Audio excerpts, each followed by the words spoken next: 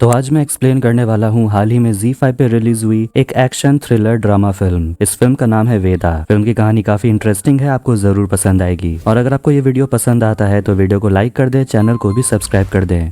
Movie की शुरुआत में हम एक लड़की को देखते हैं जो अपनी जान बचाकर भाग रही थी, लेकिन ये लड़की क्यों भाग रही है और आखिर गुंडे इसके पीछे क्यों पड़े हैं, यही तो है मूवी की मेन कहानी। इसके बाद हम 6 महीने पहले का सीन देखते हैं, जहां हम राजस्थान के बरमार गांव को देखते हैं और यहाँ हम एक लड़की को देखते हैं जिसका नाम है वेदा भैरवा, जो अपनी दादी के साथ कॉलेज में पढ़ाई करने के लिए आती है। लेकिन वो नीची जाति की है और इसीलिए उसे कोई भी सुख सुविधा उपलब्ध नहीं कराया जाता। यहाँ तक कि फिल्टर किया हुआ पानी भी पीने के लिए उसे छुप छुप कर जाना पड़ता है और पानी पीना पड़ता है। तो वहाँ उसकी मुलाकात आरती से होती है, जो कि उसके भैया विनोद की गर्लफ्रेंड है। आरती विनोद के लिए वैलेंटाइंस डे के लिए गिफ्ट लेकर आई थी, जो उसे दे देती है। विनोद भी निचली जाति का है, इसलिए आरती सबके सामने विनोद से नहीं मिला करती, क्योंकि ऐसा करने से विनोद और उसके फैमिली के ऊपर प्रॉब्लम्स आ सकती है। कॉलेज के अंदर एक नया बॉक्सिंग रिंग बनाया जा रहा था, जहाँ स्टूडेंट अक्सर बॉक्सिंग की प्रैक्टिस करते हैं और इसका उद्घाटन गांव के प्रधान जी करने वाले थे। इसीलिए कॉलेज के प्रिंसिपल इस काम को अच्छी तरीके से करवाना चाहते थे। वेदा भी फैसला करती है कि वो भी बॉक्सिंग सीखेगी। घर पहुंचने के बाद वो गिफ्ट ले जाकर वेदा अपने भाई विनोद को दे देती है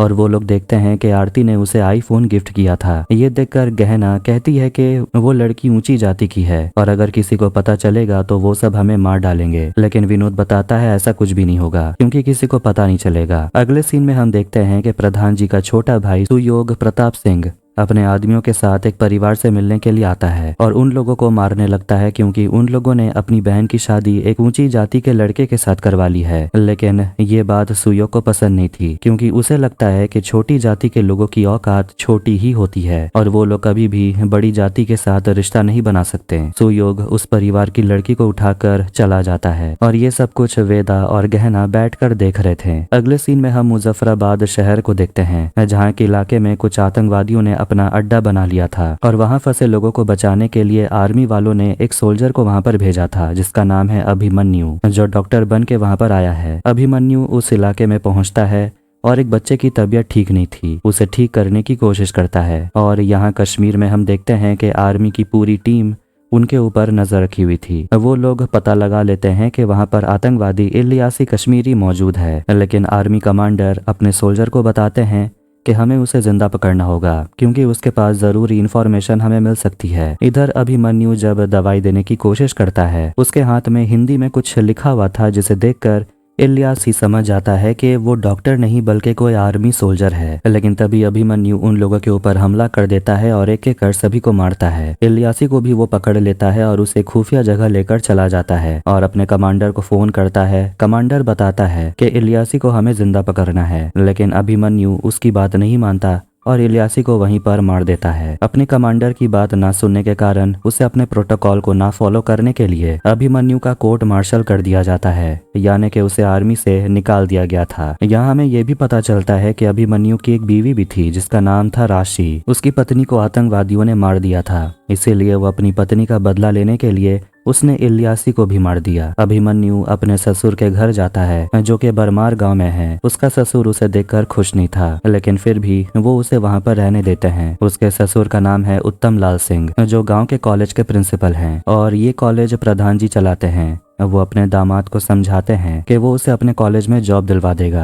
अगर एक बार प्रधान जी मान जाते हैं तो चुपचाप उसे यहाँ रहकर काम करना होगा। तभी अभिमन्यु देखता है कुछ कुत्ते एक बैग को देखकर भौंक रहे थे। जैसे वो बैग खोलता है, देखता है कि उसके अंदर किसी की लाश रखी हुई थी, जिसके टुकड़े टुकड़े हो चुके थे। अभिमन्यु तुरंत ये खबर पुलिस वालों को बताता है। तभी वहाँ एक आदमी आता है और पुलिस वालों से कहता है कि उसकी बेटी लापता है। उस आदमी के साथ पुलिस वाला तहकीकात करने चला जाता है। उत्तम लाल अपने दामाद को समझाता है किसी के मैटर में हमें टाइम नहीं लगाना, क्योंकि यहाँ हर चीज प्रधान जी देखते हैं। इसके बाद वो लोग प्रधान जी के घर चले जाते हैं।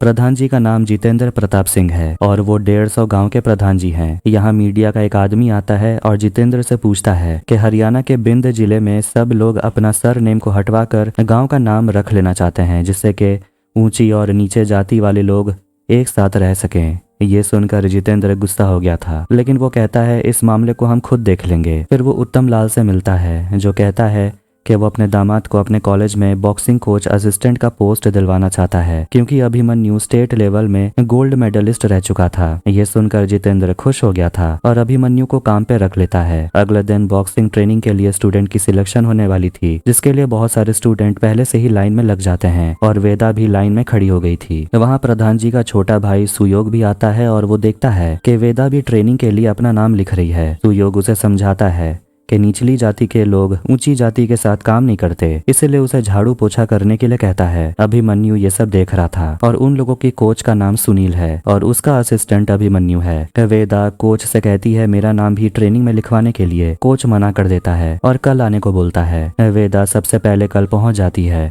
और फिर से वहां पर सिलेक्शन की तैयारी होने लगती है, लेकिन सुनील वेदा को बाहर निकाल देता है क्योंकि वो निचली जाति की है, इसलिए उसे खेलने को मना करता है। फिर सुनील सुयो को बॉक्सिंग के पंचिंग टेक्निक्स समझाने लगता है और ये सारे टेक्निक वेदा बाहर से देख रही थी, लेकिन सुनील उसे फिर से समझाता है कि ये खेल सीखने में बहुत खर्चा भी होता है और इतना खर्चा तुम नहीं उठा पाओगे। ये कहकर वो वेदा को यहाँ से जाने को बोलता है। इधर रात के समय विनोद आरती के साथ फोन पर बात कर रहा था और उसकी बात उसके पिता सुन लेते हैं। उसके पिता अपने बेटे विनोद को समझाते हैं कि तू निचली जाति का है, अगर किसी को पता चल गया तू खंडेलवाल की बेटी के साथ इश्क लड़ा रहा है तो वो सबसे पहले तुम्हें मारने के लिए आएंगे, इसीलिए आरती को भूल जा। रात के समय जब सब खाना खा रहे थे, वेदा अपने पिता से कहती है कि उसे बॉक्सिंग सीखना है, इसके लिए उसे 20,000 रुपए लगेंगे। उसके पिता उसे बॉक्सिंग सिखाने के लिए मान जाते हैं और उसे सिर्फ 12,000 रुपए देते हैं। वेदा काफी खुश हो गई थी और बाकी के पैसे इकट्ठा करने लगती है। उसकी बहन गहना के पास थोड़े पैसे रखे हुए थे जो वो अपनी बहन को दे देती है, जिससे कि वो अपना बॉक्सिंग किट खरीद सके। अगले दिन वेदा पैसे लेकर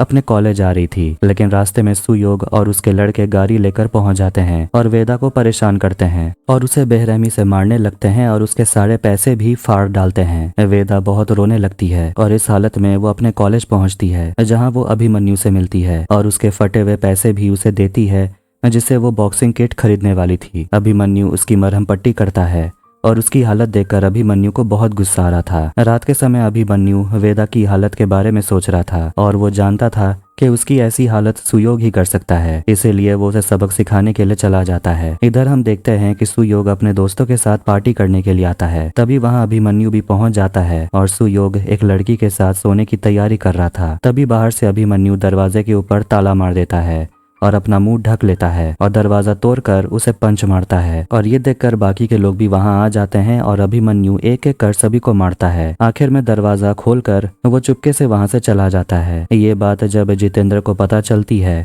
कि उसके भाई को किसी ने मारा तो वो काफी गुस्सा था, लेकिन किसी को भी नहीं पता कि आखिर वो था कौन, क्योंकि वो तो अपना मुंह ढक के आया था। जितेंद्र के चाचा जी ये सुनकर हैरान हो गए थे, क्योंकि आज तक कोई भी उसके परिवार के ऊपर हाथ नहीं उठा सका, लेकिन ये कौन हो सकता है जिसकी इतनी हिम्मत हो गई। जितेंद्र समझ गया था कि ये आदमी शायद अभिमन्यु है, क्योंकि वो उनके गांव का नहीं था और वो उसकी सारी डिटेल निकालने के लिए कहता है। इधर वेदा कॉलेज पहुंचती है तो अभिमन्यु से कहती है कि उसे बॉक्सिंग सीखनी है। अभिमन्यु वेदा को धीरे धीरे करके बॉक्सिंग की ट्रेनिंग देने लगता है और ऐसे ही करते करते वेदा थोड़ी बहुत बॉक्सिंग सीख लेती है। फिर एक दिन कॉलेज में बॉक्सिंग स्टेडियम का उद्घाटन होता है, जिसके लिए गांव के प्रधान जी जितेंद्र कुमार सिंह उद्घाटन समारोह के लिए आते हैं। जितेंद्र स्टेडियम का उद्घाटन करके बहुत खुश था और इसके लिए वो कॉलेज के प्रिंसिपल उत्तम लाल को शाबाशी देता है और ये भी कहता है कि होली का त्योहार आने वाला है और इसका भी जश्न यहीं पर मनाया जाएगा। अभिमन्यु वेदा को लेकर जितेंद्र के सामने जाते हैं और वेदा घबराते हुए कहती है कि मुझे भी बॉक्सिंग कंपटीशन में भाग लेना है, इसके लिए मुझे आपकी परमिशन चाहिए। ये सुनकर जितेंद्र थोड़ा हैरान हो गया था, क्योंकि वो तो निचली जाति की है, लेकिन इसके लिए वो वेदा के कंपटीशन में भाग लेने के लिए परमिशन दे देता है। वेदा भी खुश हो गई थी। देखते ही देखते होली का त्योहार आ जाता है और पूरे कॉलेज में होली का जश्न मनाया जाता है। जश्न के दौरान वेदा का भाई विनोद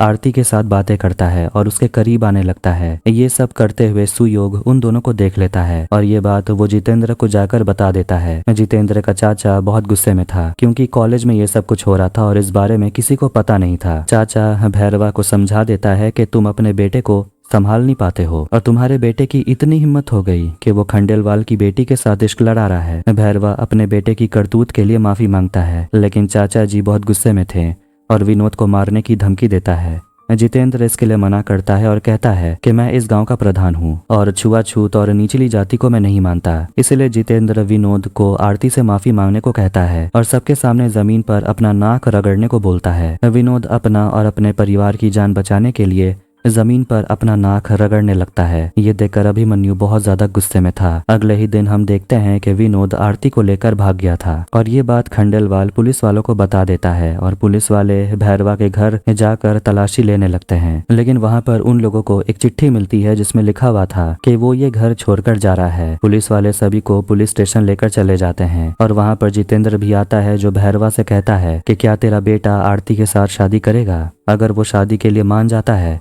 तो मैं सब कुछ माफ कर दूंगा और शादी के बाद अगर विनोद आरती को धोखा देता है तो तुम्हारे बेटे के साथ तुम्हारे पूरे परिवार को मार दिया जाएगा। भैरवा शादी के लिए मान जाता है और अपने बेटे को ढूंढकर वापस लाता है और आरती के साथ उसकी शादी करवा देता है और शादी में उत्तम लाल और कोच सुनील भी आते हैं। शादी हो जाने के बाद वहाँ पर जितेंद्र अपने आदमी के साथ पहुँचता है और दोनों को शादी होने की बधाई देता है। लेकिन अचानक जितेंद्र अपने आदमियों से कहता है दोनों को मार दो। आरती और विनोद को मार दिया जाता है और ये देखकर परिवार के सारे लोग बहुत चक्के रह जाते हैं। साथ में उत्तम लाल और सुनील भी ये सब देखकर चौंक गए थे कि आखिर जितेंद्र ने इन दोनों की शादी करवाने के लिए कहा था तो आखिर दोनों को मार क्यों दिया। ये सब देखकर भैरवा अपने दोनों बेटी को यहाँ से भागने के लिए कहता है। सुयोग अपने आदमियों के साथ अपने गाड़ी में दोनों लड़कियों को पकड़ने के लिए निकलता है। इधर वेदा और गहना दोनों अपनी जान बचाकर भाग रहे थे और गांव वालों से मदद मांगने लगते हैं, लेकिन एक भी गांव वाला उनकी मदद नहीं करता। फिर दोनों भागते भागते एक तालाब के पास पहुंच जाते हैं और वहीं छुप जाते हैं। सुयोग उन दोनों को ढूंढते ढूंढते वहां तक आ गया था। गहना बहुत ज्यादा घबराई हुई थी और उसे लग रहा था कि वो दोनों मरने वाले हैं, लेकिन वेदा उसे भागने के लिए कहती है और वो खुद उन सब का ध्यान भटकाना चाहती थी। गहना वहां से भागने की कोशिश करती है, लेकिन चारों ओर से सुयोग के आदमी उसे घेर लेते हैं और पकड़ लेते हैं। वेदा ना चाहते हुए भी अपनी बहन को बचा नहीं पाती और वो वहां से अपनी जान बचाकर भागती है और यही सीन हमने मूवी की शुरुआत में देखा था। वेदा भागते भागते अभिमन्यु के घर पहुंचती और उसे बताती है कि जितेंद्र ने उसके भाई को मार डाला और उसकी बहन भी अब मर चुकी है। ये सुनकर अभिमन्यु काफी गुस्से में आ गया था और उसे लेकर जितेंद्र के घर चला जाता है। अभिमन्यु पहले जितेंद्र से बात करने की कोशिश करता है और वो इस मामले को शांत करना चाहता था, लेकिन जितेंद्र वेदा को खत्म कर देना चाहता था और उसे कहता है गांव में अगर कोई भी निचली जाति के लोग ऊंची जाति के साथ संबंध बनाते हैं तो हम ऐसा होने नहीं देंगे और ये हमारे गांव का रिवाज है। अभिमन्यु भी जितेंद्र को धमकी देता है कि अगर तुम इस लड़की के आसपास नजर आए तो मैं तुम्हें मार दूंगा और इसके बाद वो वेदा को लेकर वहां से चला जाता है। यहाँ भैरवा अपने बेटे और बहू की अंतिम संस्कार करवा रहा था और उसे पता चलता है वेदा अभी जिंदा है। अभिमन्यु वेदा को लेकर अपने ससुर उत्तम लाल और सुनील के पास आता है और उसका ससुर बताता है कि वेदा के मौसा जी खेर जला में रहते हैं और उसे वहीं छोड़ देने को बोलता है क्योंकि वो वहां सुरक्षित रहेगी। अभिमन्यु अपना सारा जरूरी का सामान लेकर वेदा के साथ खेर जला जाने लगता है। अभिमन्यु एक एम्बुलेंस गाड़ी लेता है और ये गाड़ी जनता हॉस्पिटल का था जो कि 5 साल पहले बंद हो चुका है। पुलिस को भी पता चल जाती है कि एक एम्बुलेंस लेकर वो फरार हो गया और उसे पकड़ने के लिए वो लोग निकलते हैं। पुलिस को उसकी गाड़ी नजर आती है और वो उनके ऊपर गोलियां चलाने लगते हैं। अभिमन्यु वेदा से कहता है गाड़ी चलाने के लिए और वो खुद धीरे धीरे करके सभी पुलिस वाले को मारता है। देखते ही देखते सुयोग भी अपने आदमियों के साथ वहां पहुंच गया था और वो उसकी गाड़ी का पीछा करता है, लेकिन अभिमन्यु सुयोग के गाड़ी के पास जाता है और उसका स्टीयरिंग तोड़ देता है जिससे कि सुयोग की गाड़ी पलट जाती है। उसके बाद अभिमन्यु वेदा को लेकर वहां से चला जाता है। इधर जितेंद्र हॉस्पिटल पहुंचता है तो देखता है कि उसकी भाई की हालत बहुत ही खराब थी। जितेंद्र पुलिस को धमकाता है, कहता है कि मुझे वो दोनों जिंदा चाहिए और इसके लिए तुम्हें जितने आदमी चाहिए उसके पीछे लगा दो। इधर वेदा अभिमन्यु से कहती है हमारी कोई मदद नहीं करने वाला, क्योंकि हम खुद किसी की मदद नहीं करते तो हमारी मदद कौन करेगा। इसलिए वेदा कोर्ट जाने का फैसला करती है जहां वो अपने लिए इंसाफ मांगेगी। ये सुनकर अभिमन्यु अपनी पत्नी राशि को याद करने लगता है। राशि को भी आर्मी वालों के तरफ से एक आतंकवादी का इंफॉर्मेशन निकालने का काम दिया गया था, लेकिन अभिमन्यु इसके लिए मना करता है क्योंकि राशि इस काम के लिए तैयार नहीं है और इसके लिए इस काम में प्रोफेशनल होने की जरूरत है। लेकिन राशि अभिमन्यु को समझाती है कि वो ये काम करना चाहती है और अगर वो नाकामयाब हो भी जाती है तो इसका उसे कोई गम नहीं रहेगा। लेकिन इस ऑपरेशन के दौरान राशि को उन आतंकवादियों ने मार दिया था। ये खबर सुनने के बाद अभिमन्यु रोने लगता है। अब ऐसे करते करते दोनों खैर जला पहुंच जाते हैं जहां वेदा के मौसा जी रहते हैं। अभिमन्यु को पता चलता है कि वेदा के मौसा जी भी आर्मी में काम करते थे और उनकी पोस्टिंग आसाम में थी।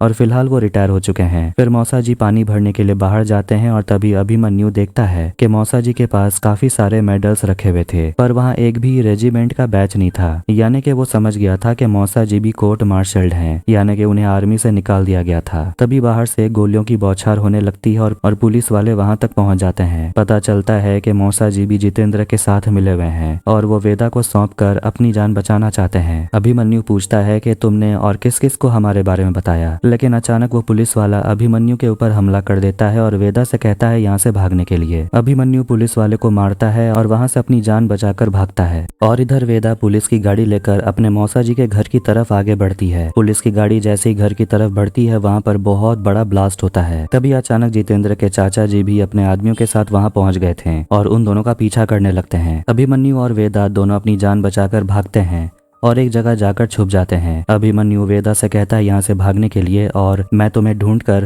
तुम्हारे पास पहुंच जाऊंगा। अभिमन्यु एक एक कर सभी लोगों को मारने लगता है और चाचा जी वेदा को भागते हुए पकड़ लेते हैं और जैसे ही वो उसे मारने वाले थे उसे बचाने के लिए अभिमन्यु वहां पहुंच जाता है और वेदा को लेकर वहां से भागता है। चाचा जी पुलिस वालों के साथ उसे पकड़ने के लिए दौड़ते हैं। वेदा दौड़ते दौड़ते नीचे गिर जाती है जिसके कारण उसका पैर मुड़ जाता है। सारे लोग अभिमन्यु को घेर लेते हैं और चाचा जी वहीं पर आते हैं, उसे खत्म करने के लिए बोलते हैं और खुद वेदा को ढूंढने के लिए चले जाते हैं। अभिमन्यु चालाकी से सभी को गोलियों से मार डालता है। इधर पुलिस वाला वेदा के ऊपर निशाना लगाता है और वेदा के पैर पर गोली मार देता है। अभिमन्यु वेदा को लेकर वहां से भागता है और एक मंदिर में जाकर छुप जाता है। चाचा जी और सभी पुलिस वाले मंदिर तक पहुंच जाते हैं और सभी दर्शनार्थी से निवेदन करते हैं कि हमें 2 आतंकवादियों को ढूंढना है। सभी पुलिस वाले मंदिर की तलाशी लेने लगते हैं और वेदा अपनी जान बचाने के लिए अपने बाल काट लेती है और अभिमन्यु भी एक पंडित का भेष बदल लेता है जिससे कि पुलिस वाले उन दोनों को पहचान नहीं पाते। इस तरह वो दोनों वहां से भागते हैं और एक कोल माइन के पास पहुंचते हैं और वहां उनसे मिलने के लिए भैरवा आता है। भैरवा अपनी बेटी को बताता है कि उसकी बड़ी बहन गहना अब इस दुनिया में नहीं है और वेदा को भी यहाँ से चले जाने को बोलता है। भैरवा ये भी कहता है कि कटक में उसका एक दोस्त रहता है और वहाँ जाने को बोलता है, लेकिन वेदा कहती है मुझे कोर्ट जाना है और वहाँ जाकर मैं दलित राइट एक्ट से इन लोगों के ऊपर केस करूंगी। लेकिन उसके पिता समझाते हैं कि इस तरह केस लड़ने से हमें कुछ भी हासिल नहीं होगा। लेकिन वेदा समझाती है कि मैं लड़ना चाहती हूँ, मुझे पता है मैं हार जाऊंगी, लेकिन मैं लड़कर हारना चाहती हूँ। तभी वहाँ पर सुयोग अपने आदमियों के साथ पहुंच जाता है और सभी को बंदी बना लेता है। सुयोग वेदा को बताता है कि किस तरह वो उसकी बहन को जिंदा जलाकर मार दिया था और वो आज उसे भी मारने वाला है। वेदा गुस्से में आकर उस पर हमला करती है और अपने हाथों से रस्सी खोल लेती है और देखते हैं कि उसके पास एक ब्लेड भी थी जो कि उसके पिता ने उसे दी थी। अभिमन्यु भी अपने आप को छुड़ा लेता है और एक एक कर सबको मारने लगता है।